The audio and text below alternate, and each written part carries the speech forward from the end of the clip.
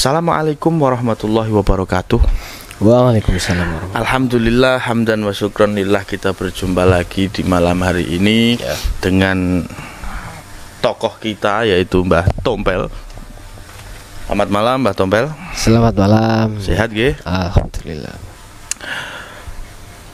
Dan para sahabat-sahabat Samuel, semoga semuanya diberi kesehatan, diberi kemudahan, diberi rezeki yang barokah, rezeki yang lancar, sehingga bisa ditasarufkan kepada jalan-jalan yang benar. Kali ini kita akan membahas dengan Mbah Tompel dengan tema apa Mbah ini? Ya, ghibah kelihatannya. Oh, ghibah ya? Iya. Ghibah atau rasan-rasan Mbah ya? Menggunjing. Oh, menggunjing. Rasan-rasan itu bahasanya saya kepo. Nah, saya menggunjing saja. Oh, menggunjing. Oke. Ghibah ini menurut Mbah bagaimana sih? Ghibah itu membicarakan kejelekan yang dimiliki seseorang, di mana orang itu tidak ada di hadapan kita. Gitu. Maksudnya menggunjing, membicarakan kejelekan orang yang orang itu tidak ada di hadapan kita. Itu yang katakan ghibah.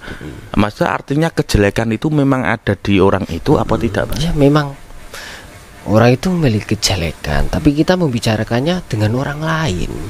Oh gitu. Orang itu memang mempunyai kejelekan, memiliki kejelekan, dan kita bicarakan di kepada orang lain. Oh gitu. Berarti orangnya yang tidak ada di situ ya? Ada di situ. Atau dia sebagai gaib gitu ya, Pak? Gaib. Gaib. Orang ketiga. Orang ketiga. Iya, dalam bahasa Indonesia itu orang ketiga dia. Orang yang dibicarakan. Oh, gaib. Berarti seperti makhluk-makhluk astral gitu. Makhluk gaib, makhluk halus dia. Makhluk halus. Ya, bukan karena keturunan bangsa kasar mungkin. Karena hanya dibicarakan. Oke. Dibicarakan. Apa bedanya, Mbah, ghibah sama fitnah? Kalau fitnah kan ya beda. Ghibah itu memang membicarakan kejelekan, di mana memang orang itu memiliki kejelekan. Kalau fitnah membicarakan kejelekan seseorang, tapi orang itu sebenarnya tidak memiliki kejelekan yang kita cerita. Berarti kalau ghibah kita itu membicarakan kejelekan orang lain, dan kejelekan itu memang ada di orang itu. Iya. Kalau fitnah ini membicarakan kejelekan orang lain, tapi orang yang dibicarakan itu tidak ada kejelekan itu. Oh iya. Ngarang itu. Iya. Terus dosa apa yang diterima kepada orang-orang ghibah dan fitnah itu, Pak? Oh, kalau itu bukan dari pendapat saya. Saya lihat pengajian oleh Habib Abdul Qadir Pak Abud itu, beliau menjelaskan tentang ghibah tadi ya. Dosanya itu ya 70 sholat yang kita miliki, yang kita lakukan itu kita transfer kepada orang yang kita ghibahkan. Oh, transfer kayak ATM itu loh. Ngeri, Pak ya? Ngeri. Berarti kalau kita ghibah itu berarti 70 sholat kita yang diterima, itu ditransfer kepada orang yang dighibahi itu. Wah, transfer. Rugi dong, Mbah. Rugi. Aduh. Oh, saya aja sholatnya subha. Bahaya itu di transfer enggak ya? Kasihan itu orang yang saya ghibah nanti. Wah, sudah sholatnya subha mau ditransfer. Pusing, Mbah. Jadi kata Habib Abu Bakar Pak Abud ya, Mbah. Abdul Qadir Pak Abud. Habib Abdul Qadir Pak Abud. Katanya tadi dari Habib Umar bin Hafid. Itu mengatakan bahwasannya orang yang ghibah itu dosanya seperti apa tadi? Orang yang orang yang menghibah 70 sholat yang diterima itu ditransfer kepada orang yang dihibahi. Iya Pak ya? Iya gitu. Oh itu. Aduh, rugi, sangat rugi. Rugi. Kita sudah nabung mungkin ya, malah tabungannya itu kita transfer gitu loh. Wah, untung sekali orang yang ditransfer. Iya, dia mau buka, lihat info saldo, informasi saldo, malah tiba-tiba dia memiliki saldo banyak. Wah, luar biasa. Saya juga senang kalau ditransfer. Auto gitu. Cuan itu, auto cuan. Saya bisa membeli rokok yang banyak. Wah, Mbah, ini rokok bagaimana, Mbah? Rokok ini kan nggak baik untuk kesehatan, Mbah. Saya lupa ini. Hati-hati ya, Mbah, kalau merokok jangan terbalik. Nanti tersundut. Ngomong-ngomong, iya. Mbah Tompel ini kok tompelnya sudah mutasi ke kanan ya? Oh iya, karena ini tai lalat ini dimiliki oleh lalat. Jadi lalat bisa terbang ke sana kemari, terus milih yang di sini, kemarin yang di sini, terus lalatnya milihnya yang sini. Tai lalatnya aja segini, apalagi lalatnya. Wah, itu masih bejo, Mbah. Kalau tai kebo bagaimana? Ya, mungkin penuh muka saya nanti. Wah, berarti tompelnya Mbah Tompel ini bisa mutasi ke kanan ke kiri ke gitu. Kanan ke kiri. Tergantung operatornya. Itu lalat. Oke. Untung tidak tawon itu. Kalau tawon bahaya, nanti benjol. Terus tadi Mbak, kalau fitnah ini membicarakan kejelekan orang lain, sedangkan orang lain itu tidak ada kejelekan itu. Dan kata-kata para ulama ini kan fitnah ini lebih kejam daripada pembunuhan. Ya. Ya, al-fitnah tuh apa, Pak? Asyadu minal qatl. Al-fitnah tuh asyadu minal qatl. Fitnah ini lebih kejam daripada pembunuhan. Terus yang ghibah ini asyadu minal apa, Pak? Oh, ghibah itu asyadu minaz zina. Oh, asyadu minaz zina. Berarti orang yang ghibah ini lebih kejam daripada orang yang zina. Wow, tanggungannya lebih besar karena ghibah itu kita harus meminta maaf dulu sama orang yang kita bicarakan itu ya. Kita gibai.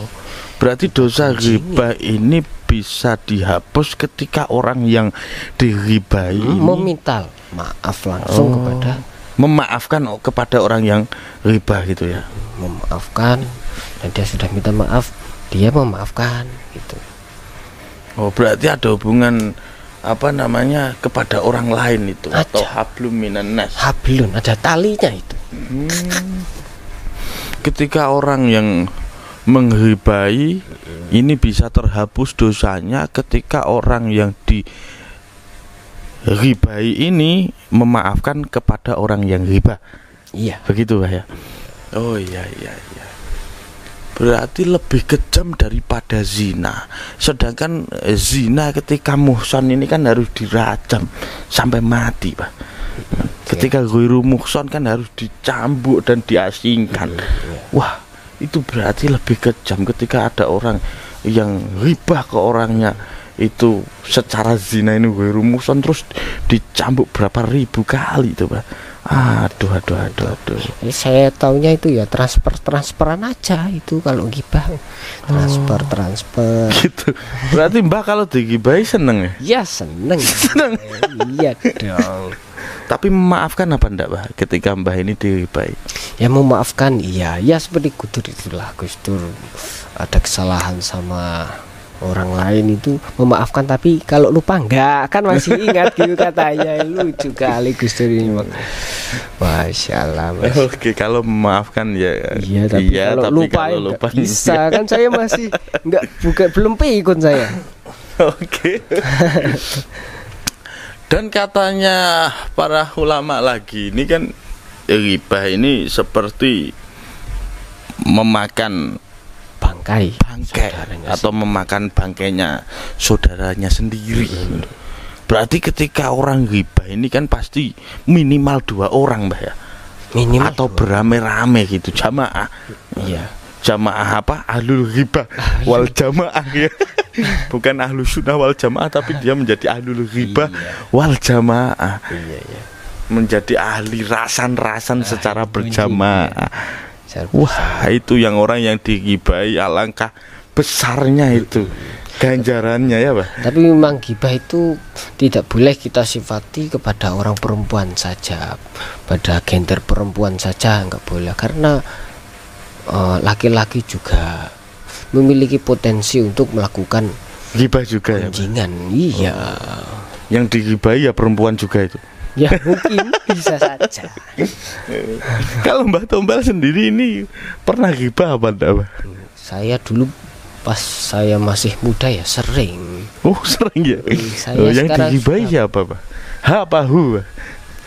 Hu kelihatan. Hu ya. Hu ya. Kalau hanya yang enggak kelihatan, Pak. Kelihatan. Masih apa mustatir. Karena sama operatornya kan laki-laki, Hu kan kepada laki-laki juga, jadi sama operator itu lebih murah gitu. Gitu. Kalau lain operator kita mengujinya juga susah, repot lagi, biayanya nambah gitu. Dan apakah ada, Pak, ghibah yang diperbolehkan, Pak?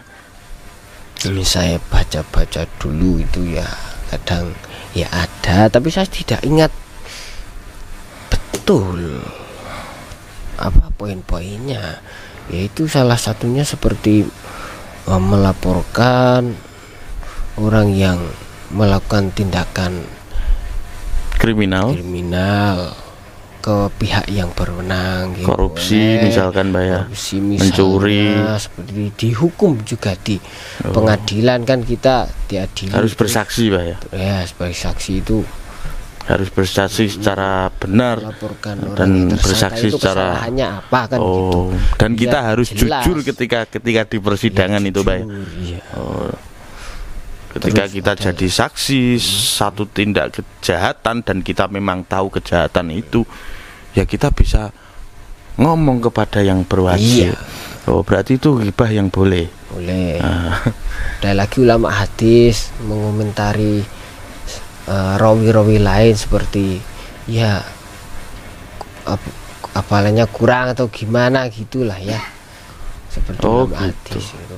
Berarti itu termasuk ghibah yang boleh itu. Boleh. Tapi kalau hanya asal-asal ghibah enggak boleh, Pak ya. Enggak. Kalau asal-asalan seperti kita ini kan ya belum. Misalkan kan banyak sekarang di media sosial. Pokoknya itu media sosial lah intinya. Orang pokoknya yang di media sosial saja. Banyak orang-orang yang ghibah tapi tidak pakai suara, pakai jari jemari yang menari-nari di atas. Bisa bicara. Di atas apa touchscreen, nah, itu termasuk ghibah apa enggak itu? Itu termasuk ya, Pak ya? Juga itu media sosial. Berarti orang ketika mengetik itu kan pikiran dan hatinya kan ikut ya, Pak ya. Mengetik ghibah itu ya termasuk, Pak. Termasuk. Yang dianggap itu hanya dosa biasa atau ada yang menganggap itu tidak dosa. Tidak dosa. Karena saking entengnya mengetik.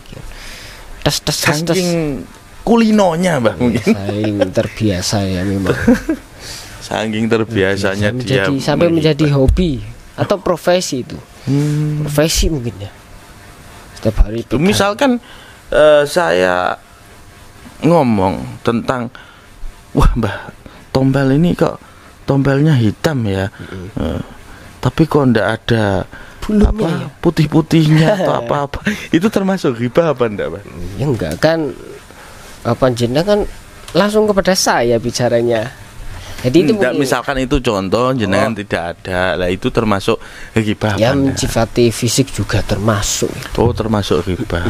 Ghibah. Oh, kalau misalkan wah orang itu cantiknya,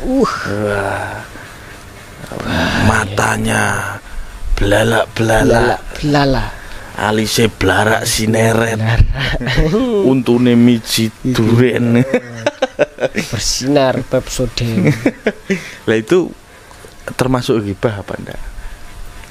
Itu menurut saya Itu kan sanjungan maksudnya. sanjungan menyanjung. Enggak Pak ya? Enggak lah, sifat yang baik itu. Oh, berarti ghibah ini hanya hal-hal yang buruk saja. Seperti kita melihat orang tadi di awal definisinya ini kan ghibah itu adalah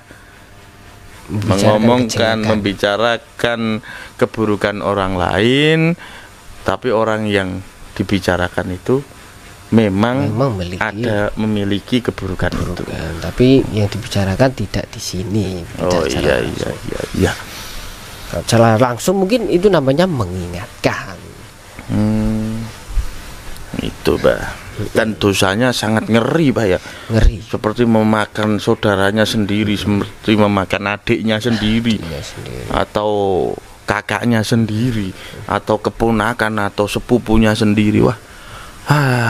Berarti kalau ahlul ghibah wal jamaah berarti dia mayoran dong, Pak. Mayoran sepupunya, mayoran adiknya gitu ya. Iya. Makan besar ya. Mukbang. Tapi tidak dibuat konten mereka ini. Secara tersembunyi.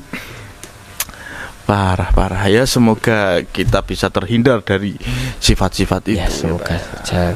Karena ghibah ini kan kata Imam Al-Ghazali, ketika orang yang ghibah, iblis ini sudah membawakan madu, Bah. Madu yang dioleskan kepada bibir-bibir orang yang ghibah. Manis sekali, Bah. Iya, sehingga ketika orang semakin membicarakan keburukan orang lain, semakin manis. Tapi karena efeknya itu pahit sekali ya. Iya, efeknya.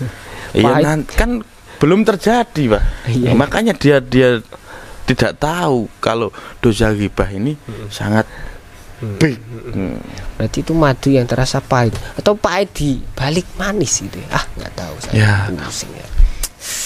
Dan kata Imam Ghazali ini kan iblis membawa itu madu untuk orang ghibah yang dioleskan kepada bibirnya orang ghibah itu, dan pasir yang dilumurkan kepada anak-anak yatim supaya orang-orang ini benci kepada anak yatim gitu, Pak.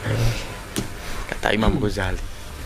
Oke, yang seterusnya Mbah Tompel, untuk kiat-kiat kita supaya kita itu terhindar dari ghibah ini bagaimana, Mbah Tompel?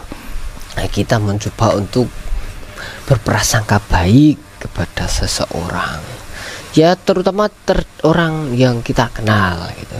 Ya contohnya teman kita yang sering ke sawah itu kulitnya hitam, jadi kita memandangnya baik. Subhanallah giginya putih kan gitu misalnya gitu. Begitu. Iya, contoh gitu. Kita harus berprasangka baik, harus selalu husnuzon kepada orang lain, khususnya teman-teman kita, saudara kita. Itu ya, Pak. Jangan sampai suudzon. Nah, kita harus husnuzon. Gini, Pak. Ketika kita diajak teman kita untuk ghibah, terus sikap kita bagaimana? Ya terutama sikap awal kita ya menghindar, lari atau bagaimana? Mengingatkan dulu kalau mereka sulit, terus kita takut untuk ikut-ikut menggunjing, ya kita lari. lari menghindar gitu.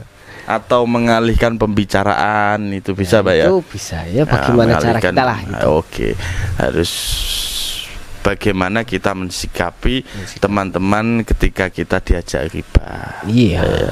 Jadi yang prinsipnya tadi kan harus husnudon, berprasangka baik kepada semua orang. Itu. Terus bagaimana, Mbah, ketika kita itu digunjing atau dighibahi orang lain, sikap kita itu harus bagaimana? Ya sikap kita kembali kepada pesan Luqman Hakim kepada putranya itu.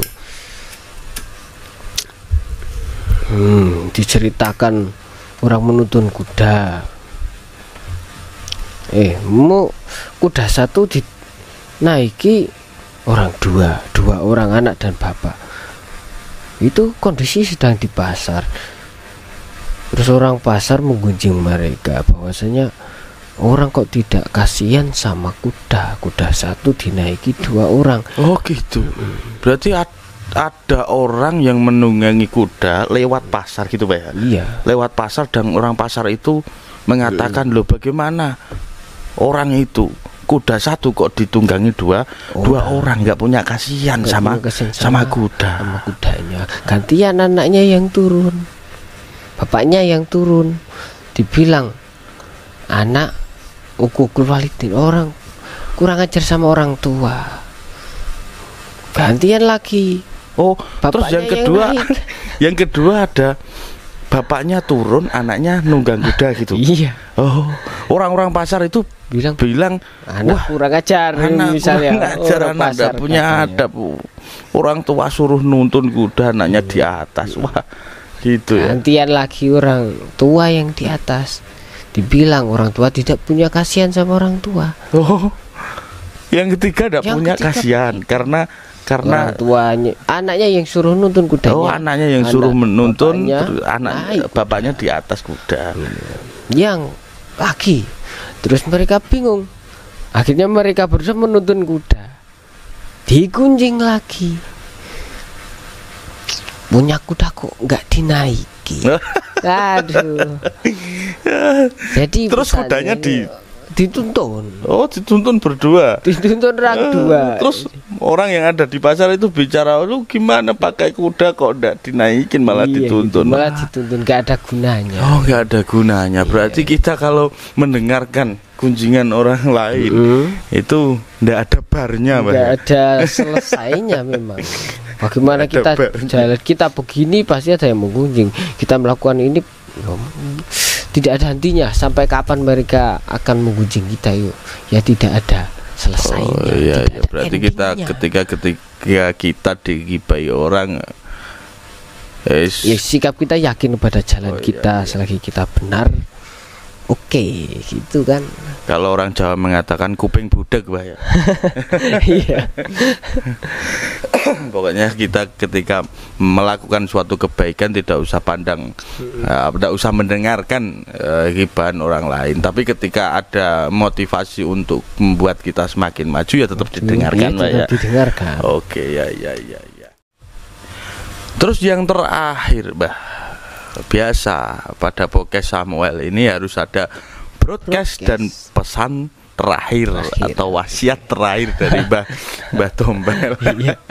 Maksudnya wasiat ini kan ndak harus kita ini mau mati kan, dan mati ini kan ndak ada yang tahu. Gitu, iya. Mungkin habis podcast ini jenengan mati.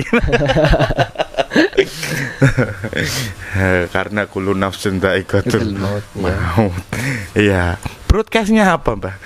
Broadcastnya ya, jadilah seperti garam. Apapun masakannya, garam tetap dibutuhkan. Mau sayur lodeh, sayur sop, sayur soto, bakso, mie goreng, nasi goreng, itu tanpa garam mereka hambar. Tapi setelah dikasih garam, yang mendapat sanjungan enak itu masakannya, bukan garam. Oh, garam. Gitu. Garam berarti masakan apapun, sayurnya apapun, ketika ndak ada garam, ini terasa hambar, dan garam itu pasti dicari. Garam dicari. Tapi kalau ketika garamnya sudah masuk di sayuran atau makanan itu, garam disanjung malah masakannya bukan garamnya. Padahal kalau tidak ada garamnya, masakan ini tidak ada garamnya bagaimana? Hambar. Gak ada garamnya bagaimana? Tapi ketika sudah ada garam dan enak masakan itu, enaknya sayur sopnya, enaknya sayur lodeh, enaknya soto dan lain-lain. Berarti garam tidak perlu disebut, Pak. Iya, nggak perlu disebut ya. Iya. Kita harus bisa seperti garam berarti, Pak. Itu. Terus pesan terakhirnya apa, Pak? Mengenai garam ini, berikanlah rasa, jangan hanya warna. Rasa tidak akan pernah berbohong seperti cintaku padanya. Wah, pesan terakhirnya Mbah Tombel ini rasa apa? Berikanlah rasa, jangan hanya warna, karena rasa tak akan berbohong. Seperti cintanya Mbah Tombel kepadanya. Maksudnya cinta kepada siapa Mbah itu? Misalkan cinta kita kepada Kanjeng Nabi Muhammad SAW ya Mbah ya. Kok tidak dijawab sholawatnya Mbah? Sallallahu alaihi. Katanya kalau orang yang tidak menjawab sholawat ini orang yang bakhil Mbah. Apakah Mbah Tombel bakhil apa enggak? Oh, terkadang kalau saya lupa bakhil. Ya, kita harus selalu memberi rasa, jangan hanya memberi warna, karena rasa tak akan berbohong. Ya, seperti cintanya Mbah Tombel dengan Mari kita akhiri podcast Samuel pada malam hari ini. Semoga bermanfaat untuk sahabat Samuel. Assalamualaikum warahmatullahi wabarakatuh. Waalaikumsalam.